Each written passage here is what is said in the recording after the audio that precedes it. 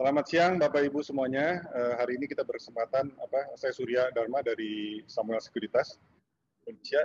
Kita berkesempatan hari ini untuk berbincang-bincang sedikit dengan Pak Arief Hudaya, CFO dari Unilever Indonesia. Unilever seperti kita ketahui adalah perusahaan konsumer yang sudah lama sekali ya ada di Indonesia. Kita ketahui juga selalu memberikan dividen payout mungkin sampai 100% ya, setelah bersihnya dibagikan sebagai dividen. Kemudian juga memiliki ROI mungkin di atas 100% ya, sekarang 111% ya. Itu memang yang luar biasa ya. Nah, hari ini mungkin kita berkesempatan dengan ada presentasi singkat dari Pak Arief Hudaya, CFO dari Unilever. Kemudian diikuti dengan sesi tanya jawab. Jadi siapa yang misalnya mau ingin bertanya bisa raise hand atau ngetik di Q&A. Nanti kita coba berikan pada Pak Arief untuk menjawab ya.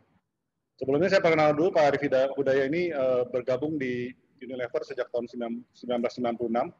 Awalnya sebagai manajemen trainee, kemudian sudah berkeliling Pak ya kemana-mana Pak Unilever di Singapura, di London, di di Malaysia.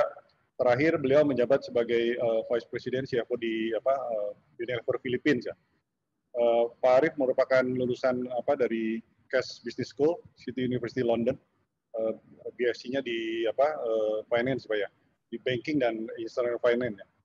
Oke, untuk tidak berkepanjangan, saya persilakan Pak Arief untuk memulai Pak. Silakan Pak. Ya, terima kasih Pak Surya. Terima kasih atas kesempatannya yang diberikan untuk dari Samuel Sekuritas. Ya, saya akan mungkin dalam hal ini seperti yang disampaikan, saya akan coba sekitar 10 menit memberikan pandangan tentang Unilever Indonesia saat ini dan kira-kira apa yang kita lihat ke depannya. Setelah itu kita bisa melakukan Q&A. Mungkin kita mulai dulu. Yang pertama adalah tentu saya akan share tentang Unilever Indonesia secara umum gitu ya. Jadi kita semua tahu bahwa Unilever Indonesia sudah 86 tahun di Indonesia, merupakan bagian dari kehidupan bangsa Indonesia. Kita bilang bahwa melalui survei yang kami lakukan bahwa di setiap rumah atau household di Indonesia itu pasti memiliki satu atau lebih dari produk-produk kami. Jadi Unilever Indonesia adalah betul-betul bagian dari kehidupan konsumen di Indonesia. Kami mempunyai employees yang 5.000 dan kami yang dimana selalu membuat hal yang terbaik kepada 43 brand kami. Ini 43 brand kami dapat kami pasarkan secara menyeluruh melalui distributif network kita yang terdiri dari lebih dari 800 distributor seluruh Nusantara, dan juga ada partner-partner modern trade yang merupakan partner pengembangan distributif network kami juga. Saat ini kami bekerja mendistribusikan 1.000 SKU dari 9 factories yang selalu memastikan kualitas dan kesehatan dari produk kami untuk konsumen di Indonesia. Nah, setelah itu kita melihat bahwa bisa berikutnya untuk slide berikutnya, bahwa seperti Pak Surya sampaikan bahwa secara umum kami itu mempunyai strategi.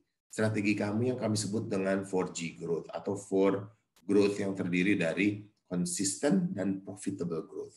Selama 10 tahun terakhir, our CAGR itu sekitar 9,5% gitu ya, dari segi pertumbuhan top line dan juga pertumbuhan bottom line, di mana hampir mendekati double digit selama 10 tahun terakhir.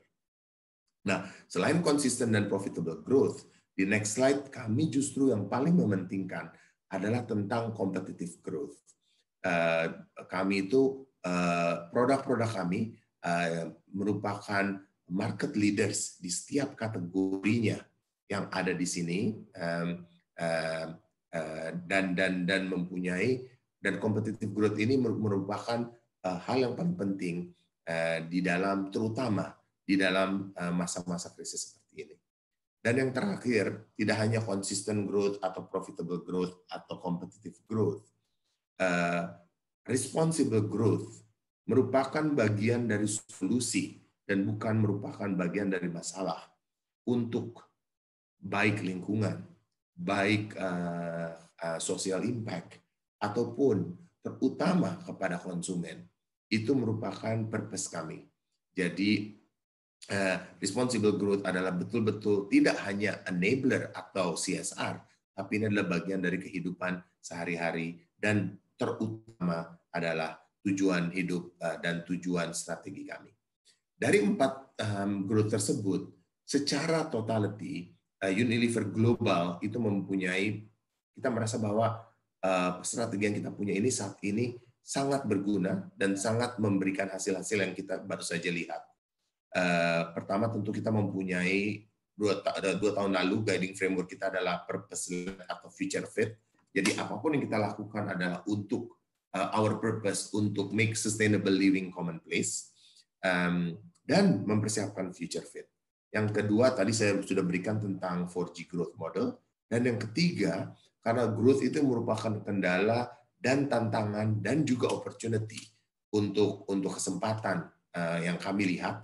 Kami mempunyai resepi yang disebut dengan fundamental of growth.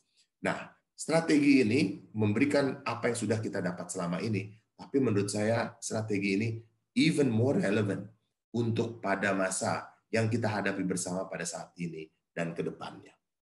Untuk next slide. Nah, dalam konteks tersebut semua sudah tahu COVID impact di Indonesia masih continue. Kita sekarang sudah ke atas, ke arah 500.000 dan setiap harinya justru bertambah di atas 5.000 increases gitu ya. Nah, dan tentunya ini impact ke ekonomi, kita semua tahu di kuartal 2 dan di kuartal 3. Dan ini secara tidak langsung, dan semua juga mengerti bahwa GDP yang turun di kuartal 2 dan kuartal 3 juga mempunyai impact kepada household atau kebutuhan konsumsi rumah tangga yang lebih dalam sebetulnya dibanding dari GDP seperti yang terlihat di dalam slide. Negatif pada kuartal 2 dan kuartal 3. Nah, dalam masa seperti ini, kami kita mempunyai strategi utama, tapi dalam hal masa krisis, kita selalu melakukan sesuatu yang sangat bisa kita pegang sebagai prinsip dan dapat dilakukan dengan cepat. 5 prioritas tersebut adalah mengenai people, mengenai lives and livelihood dari orang-orang dan karyawan dan partner kita. Nomor 2 adalah supply, memastikan bahwa kita mempunyai supply pada saat krisis ini. Nomor 3 adalah memperhatikan demand, di mana ada permintaan-permintaan yang berbeda pada periode seperti ini. Yang keempat adalah cash. Dalam kondisi seperti ini, cash adalah yang paling penting, sehingga mempunyai kesempatan untuk survive dan yang lebih important adalah thriving ke depannya. Dan yang terakhir dan menurut saya yang paling penting adalah mengenai bagaimana kita berbagi peran untuk agar kita semua dan komunitas dan bangsa Indonesia kembali dan bangkit dari pandemi ini. Nah, mungkin saya akan bawa sedikit-sedikit ya. Dari itu semua, maka kita mencapai bahwa di year to date September, jadi kalau di people itu kita ngomong tentang elemen mengenai kesehatan. Nah, ini menghasilkan kepada year to date September kita, di mana dalam periode kinerja sampai year to date September, total sales kita adalah bertumbuh relatively 0,3%. Nah, tetapi yang perlu diperhatikan di sini bahwa di domestiknya itu 0,8, dan kalau kita ambil elemen food solution atau yang kita sebut untuk menservis hotel, restoran, kafe yang tentunya kita tahu tutup, secara retail kita masih bertumbuh 1,7%. Di dalam household yang tadi dapat kita lihat minus 5,5 dan minus 4% pada kuartal 3. Di hal lainnya, kami juga masih terus bisa mempertahankan net profit kami sampai September sebesar 5,4 triliun. Dan earning per share yang relatif sama dengan tahun lalu, walaupun kami dihadapi tentunya dengan biaya-biaya COVID, menghadapi COVID, seperti yang kita bahas di sebelumnya.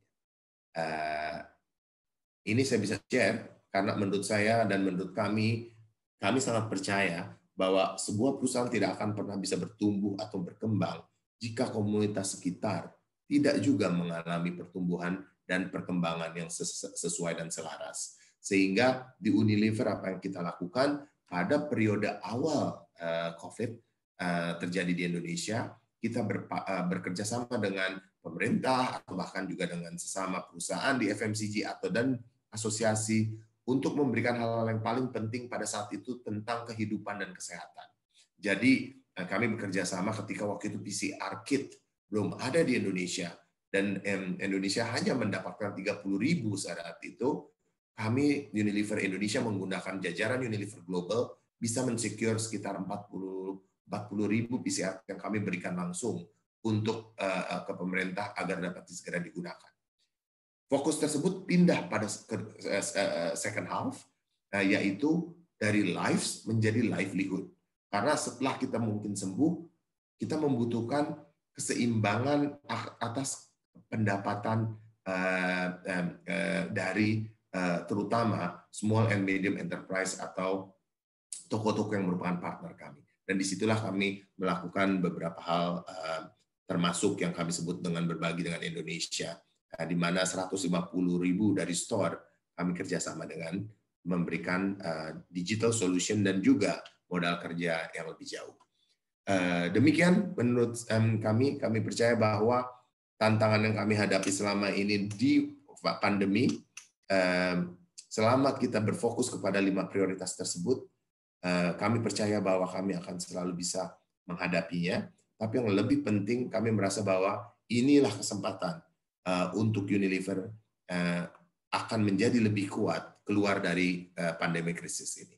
Demikian Pak Surya, jika dapat membantu untuk memberikan pandangan secara menyeluruh, dan tentunya sangat senang untuk bisa berdialog.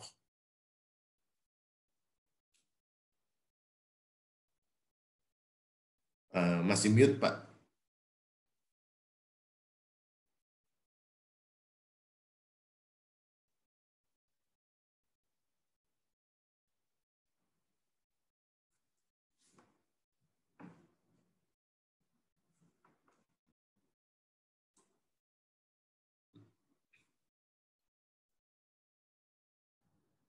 Ya, masih. Bisa. Ya, sekarang sudah bisa dengar suara. Pak ya. Ini mungkin ada pertanyaan dulu Pak yang lewat chat Pak. Silakan. Beberapa consumer companies account receivable itu ARD-nya itu naik kan Pak ya. Apakah itu terjadi juga di Unilever? Kemudian apakah ada tren term of payment yang lebih panjang Pak di masa COVID ini? Ya. Yang pertama adalah dari tingkat biaya HRD kali ya Pak Surya, itu pertanyaannya ya. Apakah meningkat secara menyeluruh? Jadi di Unilever seperti yang kami terapkan bahwa konsep kami yang pertama adalah selalu memperhatikan kesehatan dan kesejahteraan karyawan kami pada saat krisis seperti ini. Itu adalah bukti bahwa yang prioritas nomor 1. Sehingga ketika periode ini terjadi, ada 2 hal yang kita lakukan. Yang pertama, kita memberikan kepastian bahwa 3 bulan dan 6 bulan ke depan kami tidak akan melakukan pemecatan ataupun pemberhentian karena COVID, gitu ya.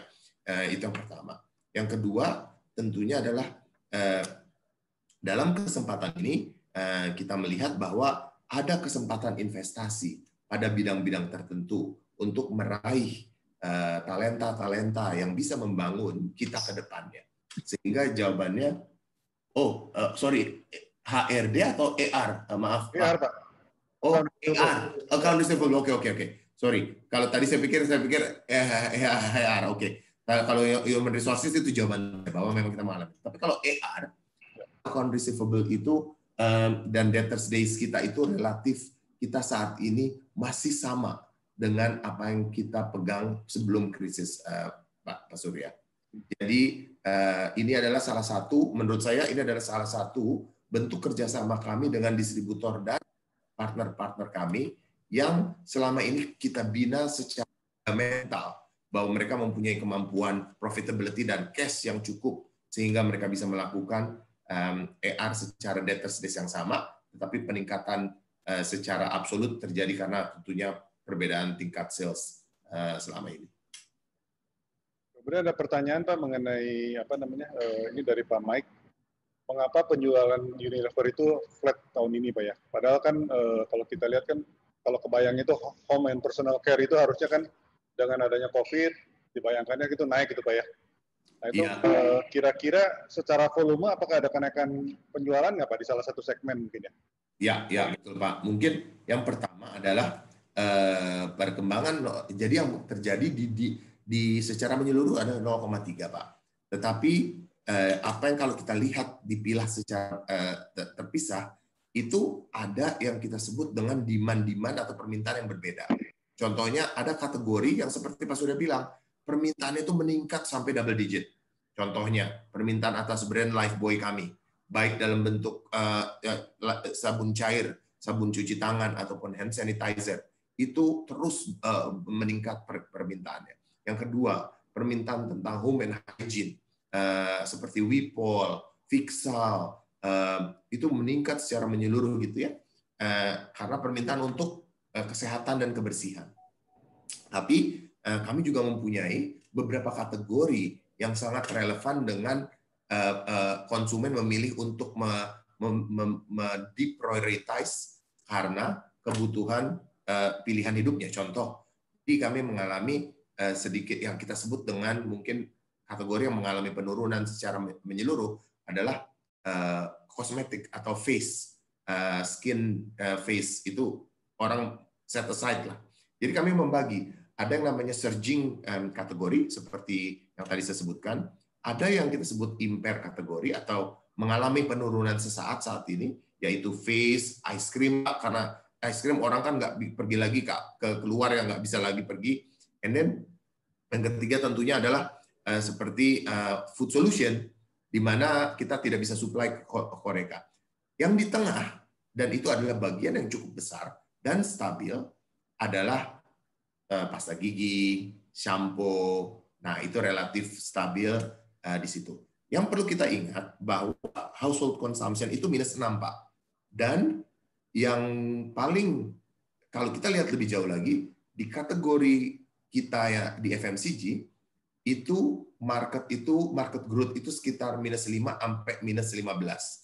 Jadi mungkin average-nya adalah 10 untuk 3 bulan terakhir.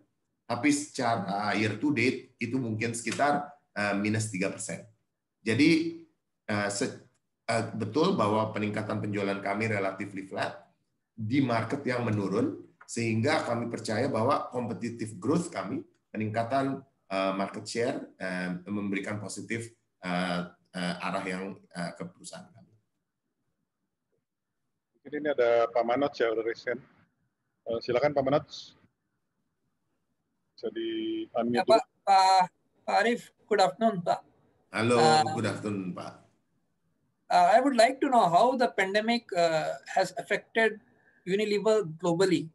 First thing is that, and second is that how the domestic and international traveling has affected the retail sales. If there is any effect on retail sales pertaining to domestic and international travel. Yeah. So maybe I'll take globally how Unilever is dealing with the pandemic part. So first, we are absolutely applying the same strategy and the same priority that I shared before, which is about focusing on the 5 priorities. In that context, as shared globally in year to date, I think our year to date global has gone positive to 1.4%, of which Q3 has reached to almost 4.4%. That has increased. So globally, the trend of growing, driven by mostly developed countries, because of a consumption that they take, has actually helped Unilever in improving both consistent and competitive growth. So that's there, Pak. Now on travel and industries domestically, it is absolutely that I think 70% of flights have been totally reduced. Yesterday it was a news of almost 85% reductions of visitors to Indonesia and domestic, as you can imagine. For Unilever Indonesia, I think 2 categories that are impacted, of course, is again food solution, where they cannot go to hotel and they cannot go to restaurants, as well as ice cream, which basically the consumption, if you go to Bali, if you go to everywhere, right, for a recreational purpose. Now, we don't have a big business on airport retailers, so we don't get impact to it. But I think we are now working together with Ministry of Tourism and Trade, because what they need now when things are getting back is about assurance that the hotel and the transport to support back the tourism in Indonesia will require such a strong brand to cleanse and clean. And that's where we are involving with them to make sure when it is getting back, we are there along with the travelers. Okay, thank you, Pak. Thanks. Thanks, Pak. Bu Esti, mungkin ada tambahan, Bu Esti? Ya, cukup. Mungkin ada pertanyaan dari Pak Harisu ya. Pak Harisu ada pertanyaan? Hi, Pak Arif. Halo, Pak Hari. Thank you so much for this opportunity. Much appreciated. My question to you is with regards to your weak sales growth. I was just wondering what sort of advertising campaign are you planning going forward? And are you actually doing more direct marketing, or are you doing less as a result of COVID-19? And whether you're now going back to advertising more on TV as a result of this pandemic. Thank you. Yeah, so thanks, Pak Hari. I think there are two parts where I think I'll understand the questions. First one is about the role of advertising in a current normal and how we will manage to create or to induce sales. And number two is, do we have a different approach in our route to market in reaching our consumers to do it, right, Pari? So those are the two questions as I understand it. So let me take the first one. So the first one, I think we believe growth in this such a pandemic, market growth will be up and down depending to a situations of the COVID and the impact, right, of the economy. But one thing we must make sure, and always we make sure, is about always we are having a competitive growth. We are always growing faster than the market, so we get a better position in the market share. So that was the underlying strategy. To allow that to happen, we must be competitive also in our advertising spend, Barry. So I can share example. When we started the year, every players in the industry are very optimistic about FMCG industries. So advertising in Q1 was probably one of the highest that we've seen in the trend of FMCG spending, both the traditional as well as digital. In Q2, lots of players actually reduce the spending. So but we always make sure it's competitive enough that we always be the leading in the market. Q3, apparently, the advertising industry is back to a Q1 level, where people start spending because people started maybe after finish the shock of the quarter two, after the festive, then quarter three is about setting and planning the year again. The spending is starting to up again. And then again, of course, will increase for a purpose of a competitive. So if you ask me, what would be the lookalike of a next quarter or ahead? The principle is we will always be ensuring that our brands and our spend will always be competitive. Regarding traditional TV or digital, both are actually having a similar weight despite pandemic or not. Apparently people see more TV nowadays, but they will also use a digital more. So I think that's one.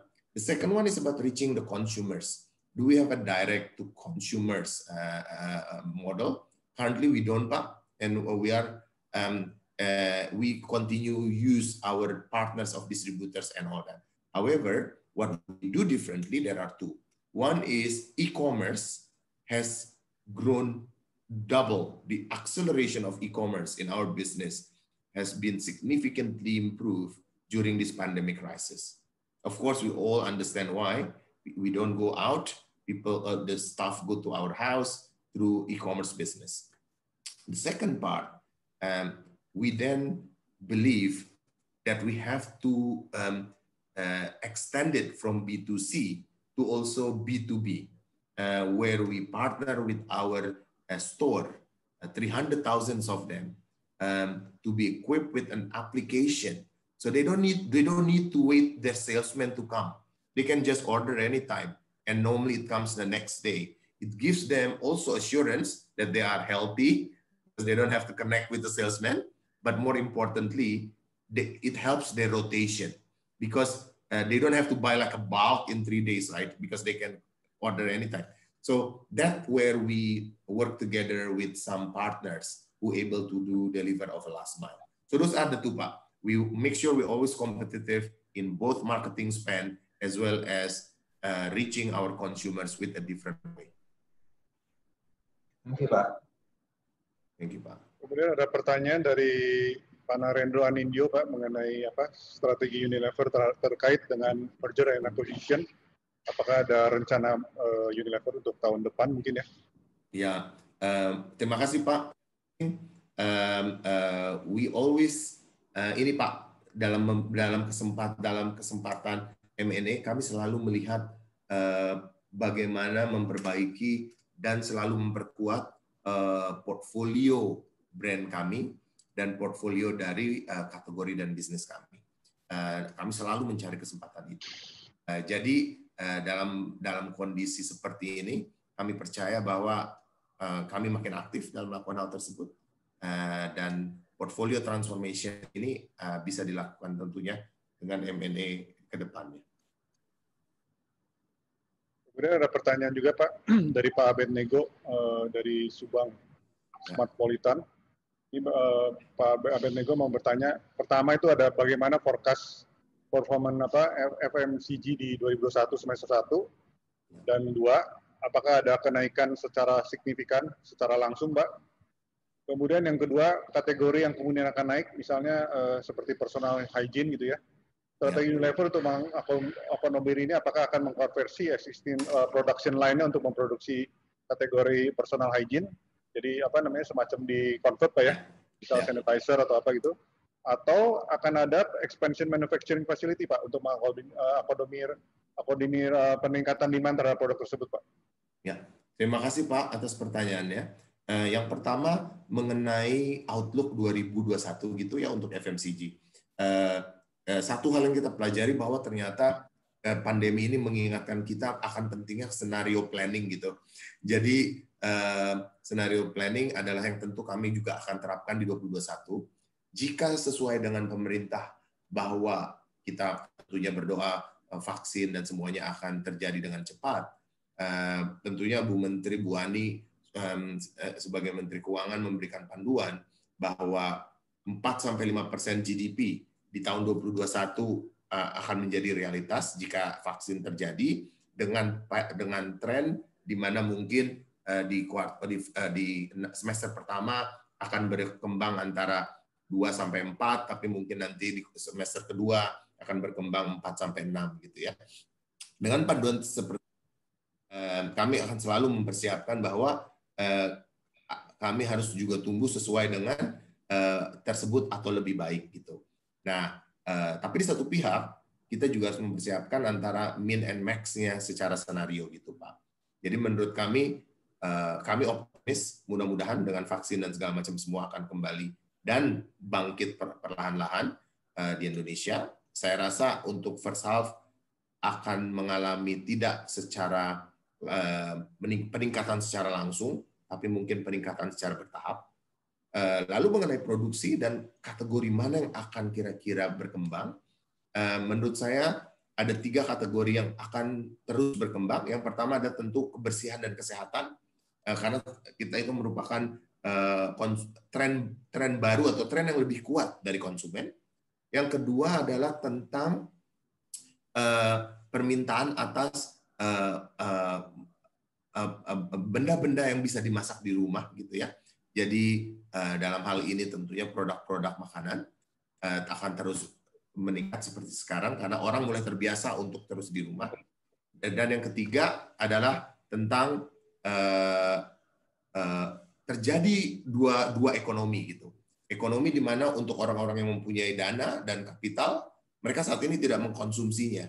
Sehingga ada yang barang-barang premium pun kami percaya akan mulai berkembang di semester 1 tahun depan.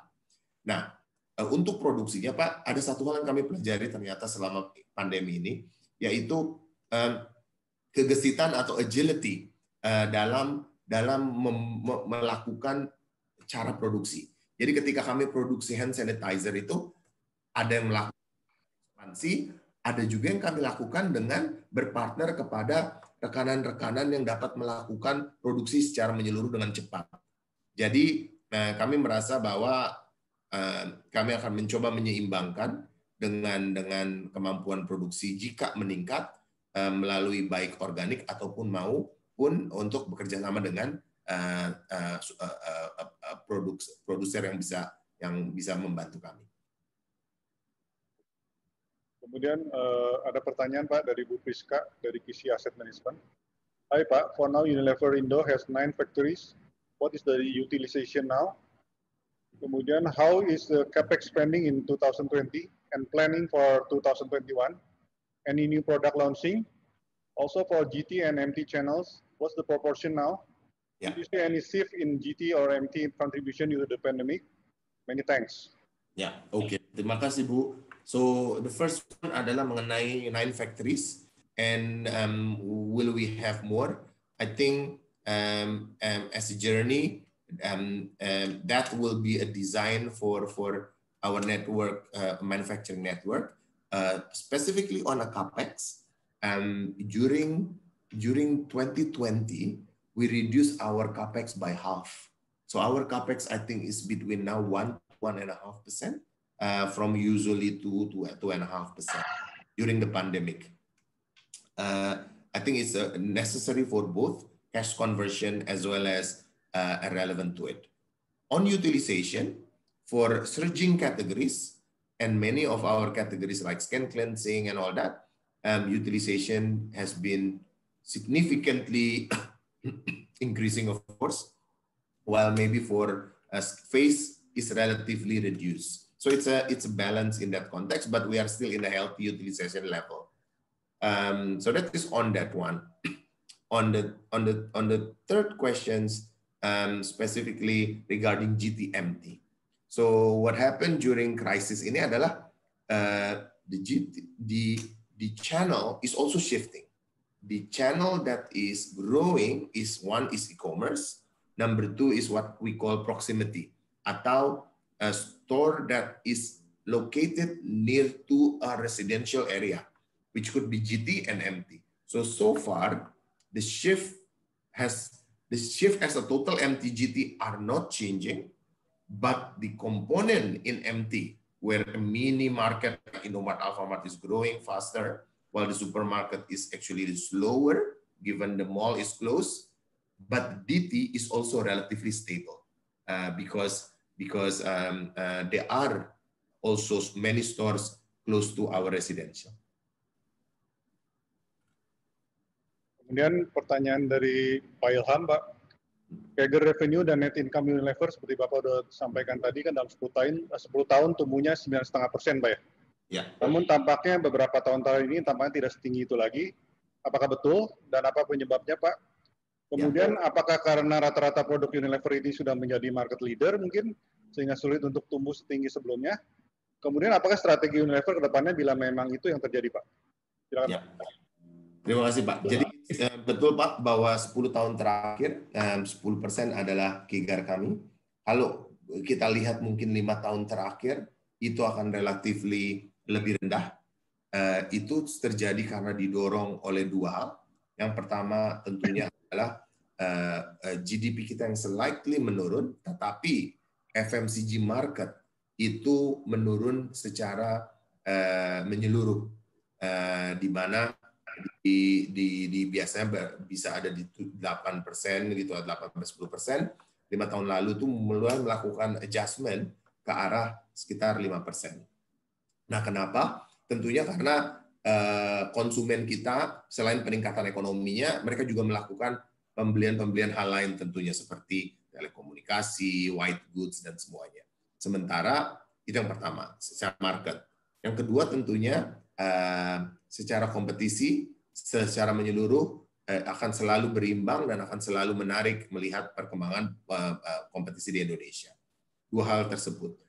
Lalu kalau melihat strateginya, kami percaya bahwa pertumbuhan adalah salah satu tentu value creation di dalam bisnis. Jadi kami akan selalu berupaya dan memberikan yang terbaik agar selalu tumbuh dengan cepat dan lebih cepat dari market, sehingga memperkuat konsep 4G growth tadi, competitive, consistent, profitable, dan responsible growth ke depannya. Strategi apa yang harus kita pikirkan? Tentunya selalu kita pikir bahwa yang pertama, karena betul bahwa kita market leader, kita dari market leader di banyak kategori, sebetulnya masih banyak kesempatan-kesempatan yang perlu kita gali lebih dalam, yang kita sebut dengan market development.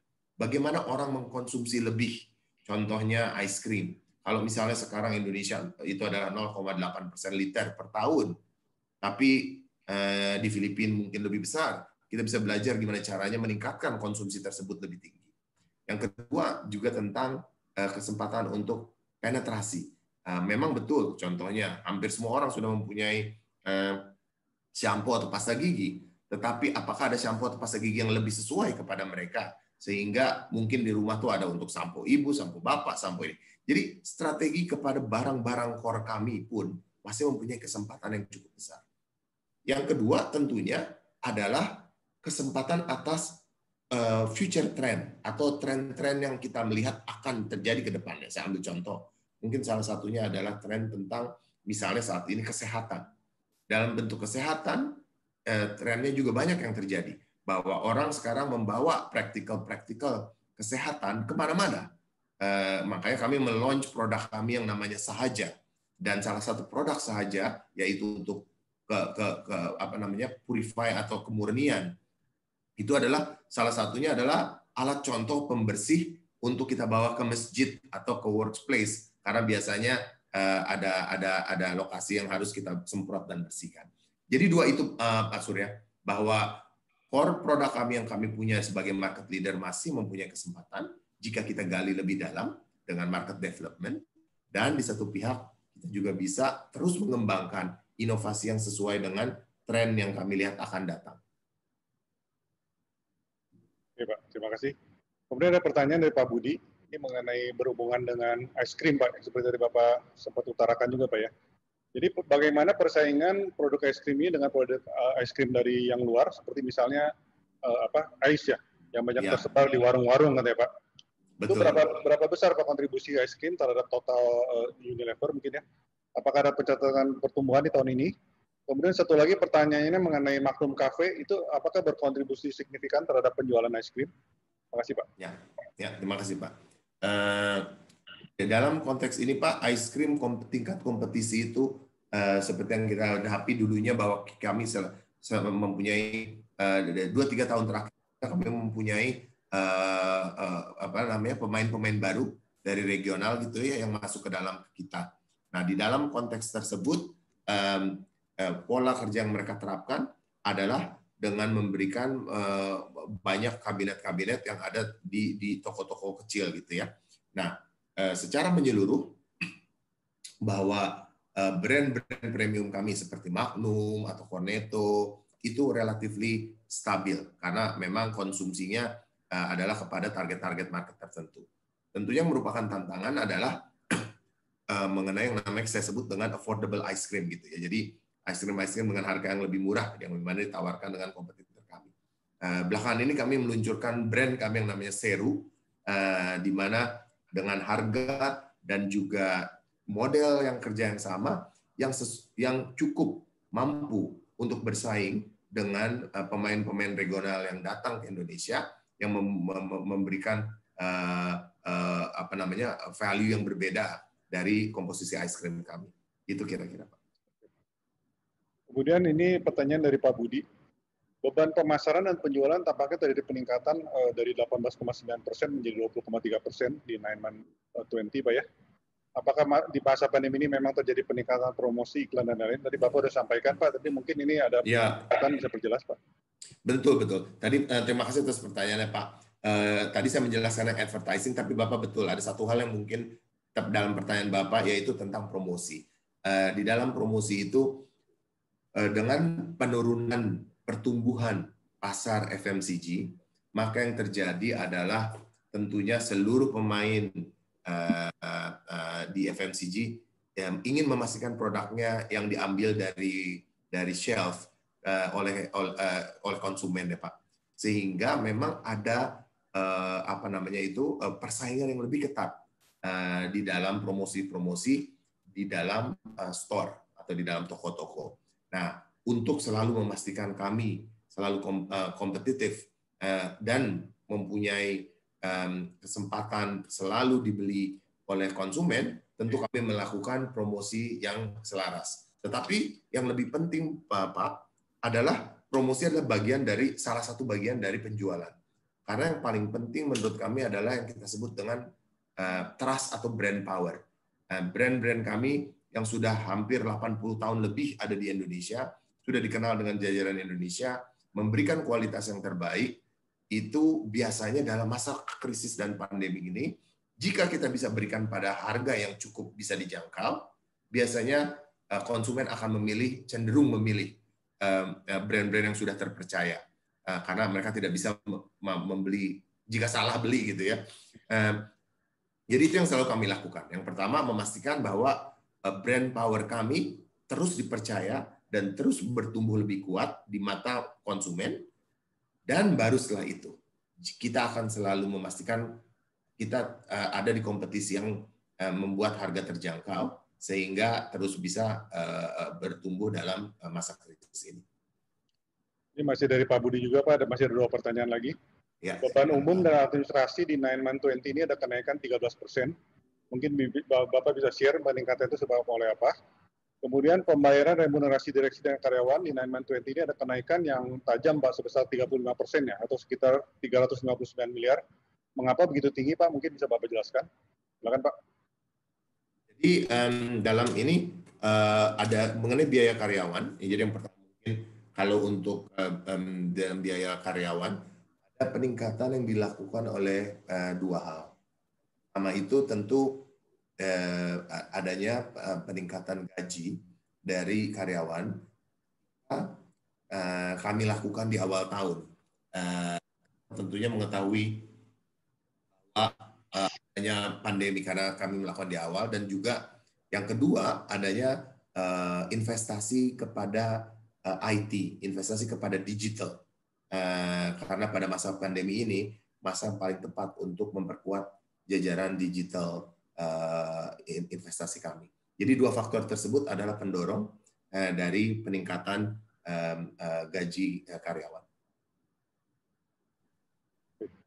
Kemudian ada pertanyaan yang ini terkait dengan COVID-19 mungkin, Pak ya. Ya. Adanya kejadian kasus COVID-19 di salah satu fasilitas Unilever, apakah berefek besar terhadap produk Unilever? Ini pertanyaan dari Pak Richard, Pak. Silakan, Pak. Ya. Terima kasih, Pak Surya. Terima kasih, Pak Richard, atas pertanyaan. Tentu ketika kami selalu memastikan bahwa fasilitas kami selalu dalam keadaan bersih, sehat, dan dapat menanggulangi jika terjadi sesuatu. Itu selalu preventif yang selalu kami lakukan. Tentunya tidak dapat dihindari ketika kejadian terjadi di salah satu fasilitas kami. Langkah yang kami lakukan pertama, karena kami selalu percaya kesehatan dari karyawan kami adalah yang paling penting, kami langsung melakukan intervensi baik kepada orang tersebut atau orang-orang di sekitarnya, sehingga dipastikan bahwa mereka tidak terkontaminasi. Sehingga menyebabkan tentunya ada pada tingkat-tingkat tertentu kami melakukan penutupan pabrik untuk sementara. Nah, secara menyeluruh dari peristiwa-peristiwa tersebut sampai saat ini kemampuan kami untuk mensuplai barang-barang masih tetap masih dalam kemampuan kita untuk melakukan dan memenuhi order dan demand dari konsumen kita, tidak mengganggu secara langsung. Ini mungkin ada pertanyaan terakhir, Pak. Berapa target pertumbuhan penjualan Unilever tahun 2021 dan 2022, dan berapa target pertumbuhan masing-masing segmennya, Pak? Dan satu lagi mungkin target pertumbuhan laba bersih di tahun 2021 itu berapa, Pak? Terima kasih, Pak. Ya, terima kasih Pak Surya. Tentunya kami akan selalu berusaha yang terbaik memberikan pertumbuhan, tetapi sangat kami sayangkan bahwa kami tidak bisa memberitahukan tentunya pandangan ke muka gitu ya. Tetapi yang kami bisa pastikan bahwa adalah yang pada saat ini dengan kendala krisis yang kami hadapi, mudah-mudahan kami merasa yakin bahwa kami bisa menanggulangi dan mempersiapkan diri lebih baik sehingga ketika memasuki tahun 2021 kami mempunyai kesempatan untuk bertumbuh secara kompetitif, konsisten, profitable, dan responsible growth lebih baik. Demikian Pak Surya atas kesempatannya, dan juga terima kasih atas pertanyaan-pertanyaan dari seluruh jajaran investasi dari Samuel Sekuritas. Terima kasih Pak Arief Hidayah. Kita Terima kasih semua, semoga sehat terus, Bapak, Ibu. Mari.